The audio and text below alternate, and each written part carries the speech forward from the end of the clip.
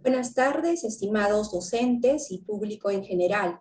Continuando con las diferentes ponencias en el marco de la segunda semana de investigación RPU, a continuación vamos a presentar la mesa programada que corresponde a Ciencias Sociales 3. Antes de iniciar esta actividad, queremos indicar a la audiencia que las preguntas se podrán realizar únicamente a través del chat. Los ponentes podrán absolver las interrogantes luego del desarrollo de sus ponencias. Hoy nos acompañan 3 destacados profesionales a quienes agradecemos y brindamos la más cordial bienvenida. Se encuentra con nosotros el doctor Jesús Tumi Quispe, de la Universidad Nacional del Altiplano. Asimismo nos acompaña el doctor Alejandro Díez Hurtado, de la Pontificia Universidad Católica del Perú. Asimismo nos acompaña el doctor Jeffrey Gamarra Carrillo, de la Universidad Nacional de San Cristóbal de Huamanga. Y bien, en primer lugar vamos a presentar al doctor Jesús Tumi Quispe, quien es bachiller y licenciado en Sociología por la Universidad Nacional de Arequipa, magíster en Desarrollo Rural por la UNA Puno, 1990. Es doctor en Sociología por la UNSA Arequipa 2005. Doctor en Science en Ciencia Tecnológica y Medio Ambiente por la UNA Puno 2013. Postdoctorado en Ciencias de la Educación, UNE Lima 2014. Docente principal de la Facultad de Ciencias Sociales y de la Escuela de Posgrado de la UNA Puno. Maestría y doctorado en Ciencias Sociales, Educación, Derecho, Ciencias, Tecnología y Medio Ambiente. Investigador calificado RENACYT con CITEC. El doctor Jesús Tumi Quispe desarrollará el tema Representaciones sociales sobre contaminación de la bahía del lago Titicaca. Buenas tardes, doctor Jesús Tumi. Bienvenido. Dispone de 15 minutos para su ponencia. Adelante, doctor. Muy buenas tardes desde Puno, Perú, con todos y con todas. Sin mayores preámbulos, vamos a dar inicio a la presentación del tema Representaciones sociales sobre contaminación de la bahía del lago Titicaca. En este sentido, este es el tema de investigación, pero considerando que las representaciones sociales tienen varios ejes, ¿no? O varias dimensiones, principalmente conocimientos, actitudes y prácticas. En esta ocasión vamos a hacer referencia, ¿no?, a los conocimientos de la población de Puno, Perú, sobre factores de contaminación del lago Titicaca y su impacto en la salud humana y el ambiente.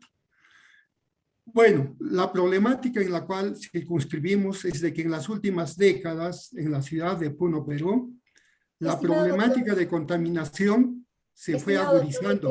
Por favor, que comparta pantalla. Debido al crecimiento desordenado de la población urbana, ¿no?, a la gestión deficiente de residuos sólidos y a la descarga de aguas servidas que sin ningún tipo de tratamiento son vertidas a la bahía del lago Titicaca, afectando severamente su biodiversidad, el ambiente y la salud humana. Frente a esta problemática compleja y de múltiples determinaciones, resulta relevante el desarrollo de esta investigación que va a estar orientado a analizar el nivel de conocimientos que posee la población urbana de Puno sobre los factores y fuentes de contaminación de la bahía del lago Titicaca y su impacto en la salud humana y el ambiente.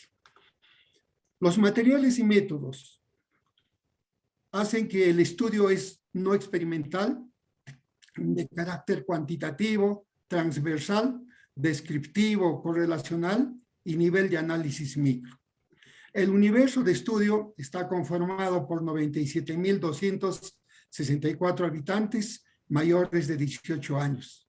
La muestra al azar simple son 382 personas. La técnica de recolección de información fue la encuesta. A través de un cuestionario estructurado, se aplicó en hogares seleccionados al azar los meses de octubre y diciembre del 2018. El procesamiento, análisis descriptivo, inferencial y prueba de hipótesis se realizó con el software estadístico SPSS. El nivel de conocimientos de la población fue medido a través de 24 ítems, con una valoración de 1 punto a la respuesta correcta y 0 puntos a la incorrecta. Asimismo, se estableció una escala valorativa proporcional, denotando deficiente de 0 a 8 puntos, aceptable de 8.1 a 16 puntos y sobresaliente de 16.1 a 24 puntos. El tema, en realidad, para analizar, hemos considerado 4 ejes de análisis. Un primer eje sobre factores de contaminación, un segundo eje sobre fuentes de contaminación, un tercer eje sobre saneamiento y educación ambiental y un cuarto eje sobre el rol de la institucionalidad ambiental. En este sentido, para tener una visión general, ¿no? Hemos considerado que el nivel de conocimientos que tiene la población urbana de Puno sobre factores de contaminación en la vivienda y sobre fuentes de contaminación de la bahía del lago Titicaca es sobresaliente en la mayoría de la población. Pero, contrariamente, los conocimientos sobre saneamiento y educación ambiental, ¿no?, de la mayoría de la población son deficientes.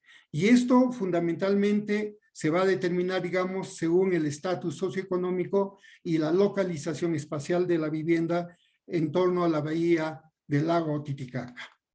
Bien, entrando entonces al primer eje de análisis, en relación a los conocimientos sobre los factores de contaminación en el entorno de la vivienda, para lo cual se ha tomado 5 factores: la calidad del agua, el recogido de basura, las calles sin pavimentar, animales domésticos y la obstrucción del alcantarillado. Frente a ello, el estudio muestra que en la mayoría de la población de Puno son correctos o adecuados, pero diferenciado. Correcto en cuanto al reconocimiento de los efectos de la calidad del agua, recogido de basura y la obstrucción del alcantarillado. También correctos en aspectos de saneamiento y educación ambiental en cuanto a la denominación de sustancia que se bota, producto inservible y tipo de residuo, pero incorrecto en la mayoría de la población en lo relativo a la tipificación del compostaje y relleno sanitario como estrategias adecuadas de disposición final. Relacionando estos factores con la situación socioeconómica, se tiene que los conocimientos son correctos en la mayoría de empleados, jefes de familia con ingresos menores de 3 salarios mínimos vitales y trabajadoras del hogar, en tanto que en el resto de los segmentos sociales sus conocimientos son incorrectos. Entonces, los resultados de la precariedad de los conocimientos, digamos, sobre contaminación, saneamiento, educación ambiental, también se corroboran con otros estudios, como por ejemplo el estudio de Estaña y Estaña en el 2019 en Coata, Puno, o el estudio de Puerto Quintero en el año 2000 en los municipios de Centro Habana, de Cuba, ¿no? Bien, en relación al segundo eje, que es, digamos, sobre factores y fuentes de contaminación de la bahía del lago Titicaca. Al respecto, hemos considerado 3 factores o 3 fuentes: las aguas residuales, los residuos sólidos y el colapso de las lagunas de oxidación, ¿no? Entonces, frente a esto se evidencia, ¿no?, que la mayoría de la población enfatiza los efectos negativos que trae consigo el manejo inadecuado de los residuos sólidos, el deficiente tratamiento de las aguas residuales y el colapso de las lagunas de oxidación El Espinar, los cuales a su vez van a incidir en el deterioro de la salud humana, la biodiversidad y el ambiente.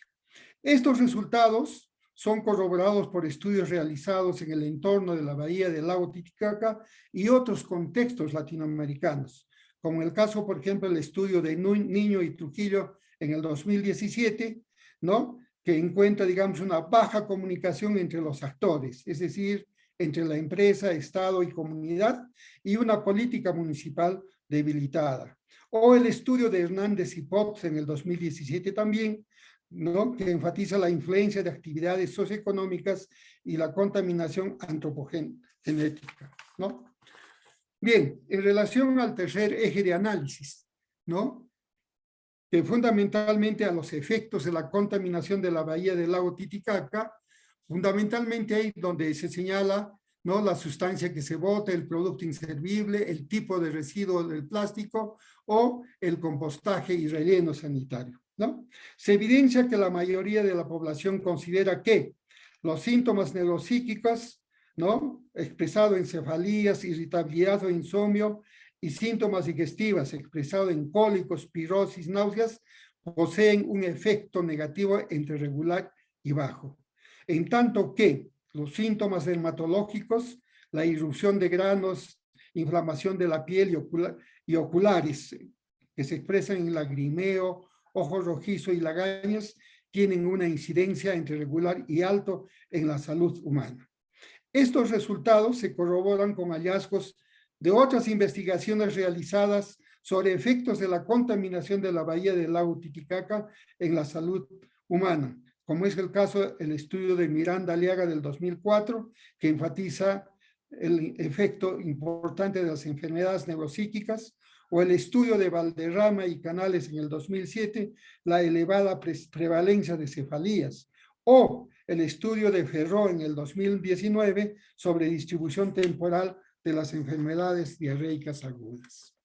Y finalmente, en cuanto al qué hacer de la institucionalidad ambiental regional frente a la contaminación de la bahía del lago Titicaca, no obstante su naturaleza frondosa y diversa, que es la institucionalidad regional ambiental expresada en 8 proyectos especiales, 10 gobiernos locales de nivel provincial y el gobierno regional, el estudio con base a las percepciones pone en cuestión la eficiencia y efectividad, dado que el accionar de la institucionalidad regional ambiental estuvo más orientado a realizar estudios de diagnóstico y evaluación del grado de contaminación de la bahía del lago Titicaca, a elaborar instrumentos de gestión ambiental y también en su accionar tiene una cobertura muy limitada, ¿no? Situación que, digamos, pone en cuestión su capacidad, digamos, alternativa para hacer frente a la contaminación de la bahía del lago Titicaca. En perspectiva, de cara al futuro y con rostro humano, frente a la precariedad de los conocimientos de la población sobre saneamiento y educación ambiental, resulta fundamental considerar las propuestas de estudios realizados en el contexto latinoamericano.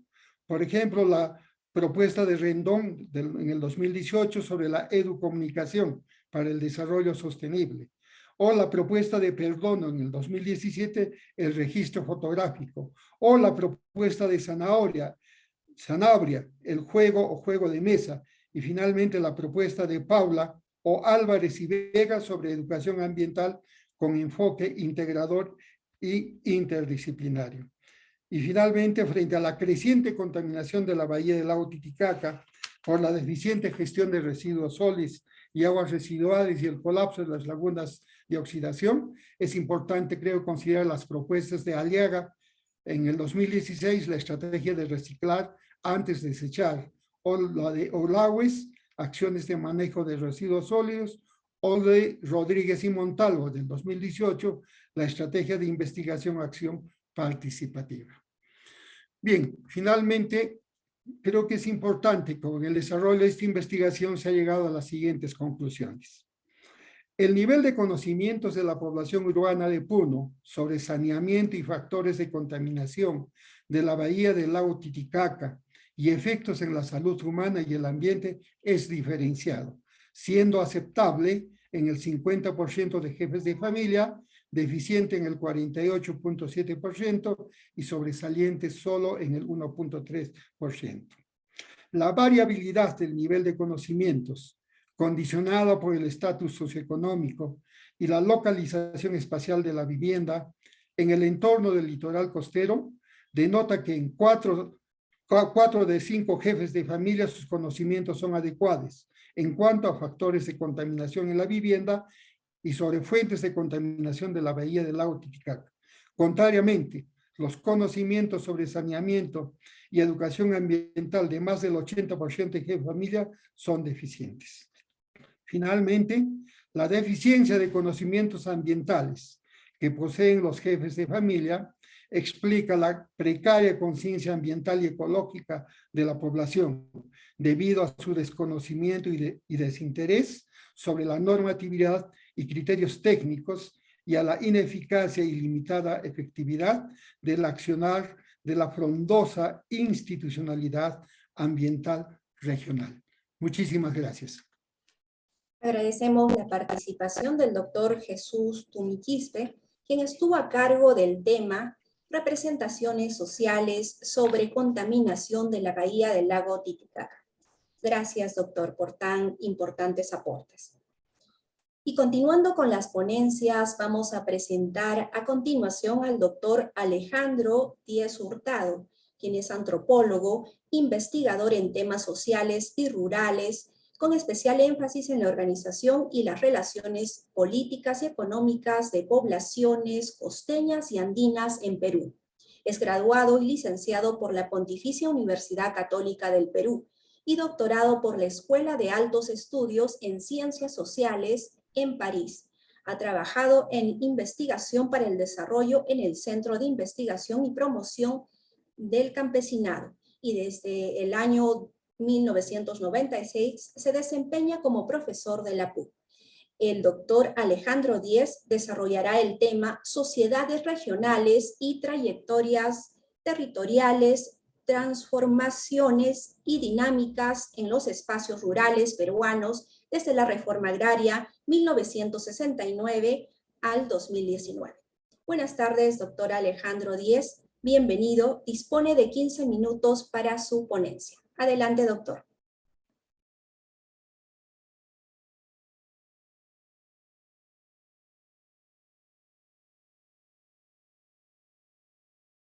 El micro primero, voy a compartir pantalla. Buenas tardes con todos. Me avisan si es que se ve bien, por favor. ¿Puede ver? ¿Puede compartir en pantalla completa, por favor? Sí, está ahí. Bueno, ya mencionaron el título, gracias al CIRA. Este es un trabajo de investigación que es un proyecto financiado por la Universidad Católica, desarrollado en ocasión de los 50 años de la Reforma Agraria en el Perú.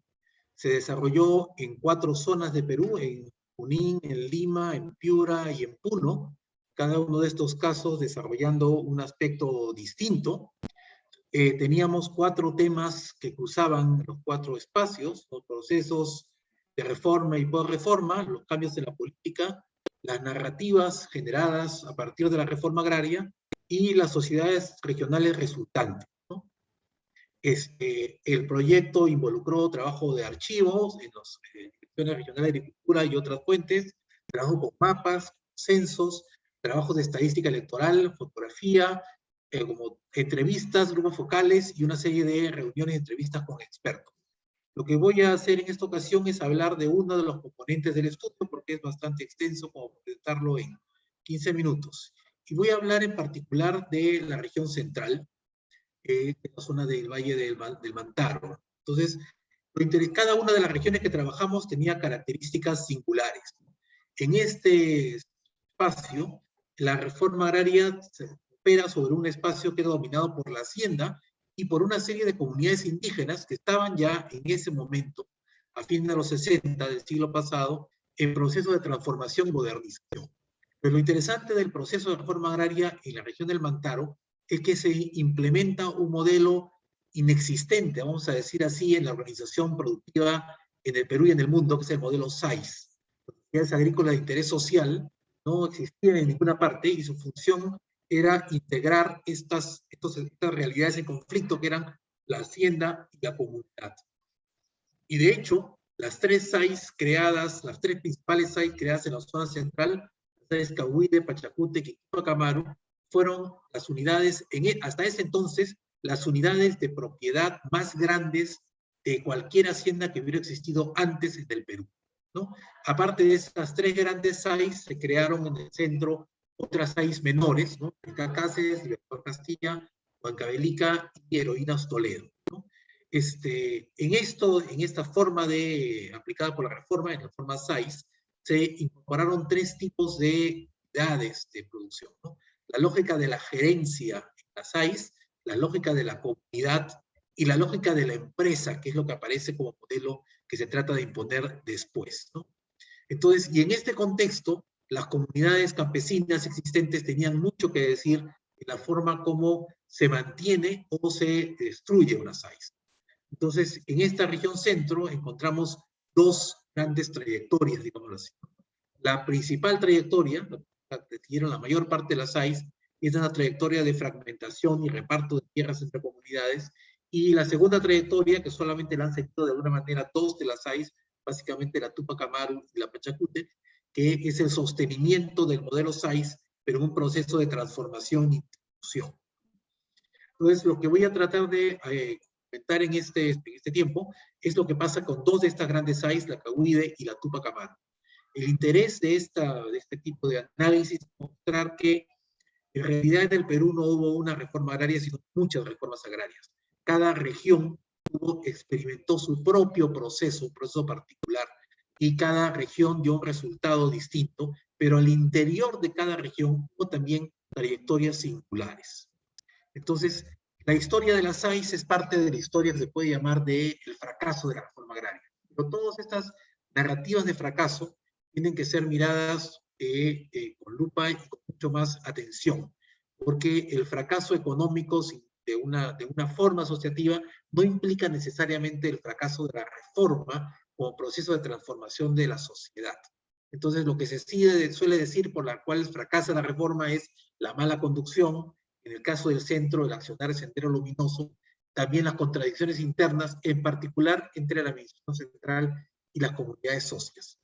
Lo que propongo es una lectura desde otro foco, ¿no? Pensar la SAIS como un proceso que integra las historias particulares de las comunidades, es decir, la reforma agraria y la creación de la SAIS se inscriben en una historia mucho más larga. Entonces, el tiempo de existencia de la SAIS es un pequeño accidente en un proceso de mayor alcance que podría ser visto como la historia del Valle o la historia de las comunidades específicas. Entonces, en el caso del Valle del Mantaro, pensar las SAIS de las comunidades supone asentarse en los procesos de cambio que estaban experimentando las propias comunidades y sus propios mecanismos de transformación, sus propios intereses, sus propias, vamos a decir, trayectorias, ¿no? Entonces, lo interesante en la zona central es que, en el fondo, las SAIS se convierten en un elemento de una historia de más larga data de las comunidades y las familias campesinas que le integraban, que tenían también, vamos a decir así, sus propios proyectos de futuro y de lo que debía hacerse. Entonces, lo que voy a hacer es analizar casos de algunas comunidades, a manera de muestra de lo que hemos hecho en otra parte del país también, 3 casos alrededor de la SAIS Cahuide, ¿no? Y 3 casos de comunidades específicas, Chongosalto y Huasicancha, luego Acopalca, y 3 casos alrededor de la Tupac Amaru, la número 1, Honores, Usibamba y Yogyapampa. ¿No? Cada una de ellas con su propia trayectoria y su propia historia, digámoslo así. Entonces, lo interesante en la zona central es que ahí las haciendas estaban en un proceso de modernización que se inicia en el siglo XX, al comienzo del siglo XX, con distintos grados de avance. Quizá el grado más desarrollado de modernización lo había logrado la sociedad ganadera del CER, de este centro, que dependía, que era la sección ganadera de la Cerro de Pasco Cooper Corporation. Entonces, del lado de las comunidades, ellas también estaban, vamos a decir, modernizándose, desarrollando ciudadanía, derecho a la educación, desarrollando servicios de infraestructura. Entonces, en realidad, haciendas y comunidades tenían una historia paralela. Y entre ambas, ¿no? Huancayo se consolida en el siglo XX como ciudad comercial. De hecho, en la historia de las comunidades en el Perú, Sicaya, Muquillayo son ejemplos emblemáticos de esta modernización comunal, podríamos decir. En los años de la reforma se crean en toda la zona de Valle Mantaro 31 CAPs, comunidades agrarias, y 7 SAIS. Todas las comunidades, una buena parte de las comunidades fueron consideradas beneficiarias indirectas. Entonces, este espacio además sufre 3 tipos de procesos posteriores a la reforma, ¿no? El proceso de ofensiva de Sendero Luminoso, que consideraba además al agro reformado como uno de sus blancos, ¿no? Y que genera literalmente la destrucción material en la SAIS Cahuide y la SAIS Heroínas Toledo. En los años 90, un proceso de crisis, municipalización de las relaciones y de la economía, y en el año 2012 el proceso de descentralización que cambia significativamente el espacio. Voy a pasar muy brevemente sobre las SAIS. Este es el conjunto de las SAIS de la Sierra Central, cada una de ellas una cantidad de área adjudicada, o sea, más de 250.000 hectáreas en el caso de la Cahuide y la Tupac Amaru, cerca de 100.000 en el caso de la Pachacútec, ¿no? Tenía un número desigual de feudatarios, trabajadores, un conjunto de comuneros beneficiarios que eran los miembros de las comunidades adyacentes, y como 70 comunidades del valle beneficiadas en el proceso. Este es uno de los pocos mapas, aunque parezca curioso, no hay tantos mapas del área de la zona del agro reformado en la Sierra Central y de hecho casi en ninguna parte del Perú. Bueno, las comunidades de la SAIS Cahuide, brevemente, era la número 6, el número de la SAIS, el número correlativo de su creación, ¿no? Y se crea alrededor de, integrando 28 comunidades y 8 fundos, a los que además se les añadieron 3 nuevos fundos adquiridos ya por la SAIS, ¿no? Se crea en el 71, sufre senderistas el 83, el 88, el 89, el 88 se reestructura, el 89 se acuerda su disolución, ¿no? Y la tierra es ocupada por las comunidades miembros de la SAIS. Esta es un poco la historia general, pero al interior de la SAIS hay como historias particulares. Por eso el conjunto de los fondos que estaban en la SAIS, no voy a detenerme sobre ellos, y voy a detenerme un poco más brevemente en las comunidades socias y sus trayectorias, ¿no? Chongos Alto fue una comunidad integrante de la SAIS, tenía una serie de pleitos con las antiguas haciendas, ¿no? Pero en el contexto de post-reforma, ya en la crisis de la SAIS, conforman una multicomunal. Pero al mismo tiempo que se conforma la multicomunal, que fue una especie de compromiso con la Dirección Regional de Reforma Agraria, la comunidad toma parte de las tierras de la SAIS antes que otras comunidades que también eran socias de la SAIS la tomen. Entonces, esta historia de Chongos Alto es parecida a las de Palaco, Yamapsillón y Palmayo, que hacen exactamente lo mismo.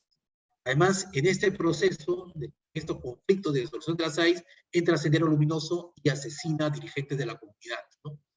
Entonces, a partir del 91, la comunidad decide, ¿no?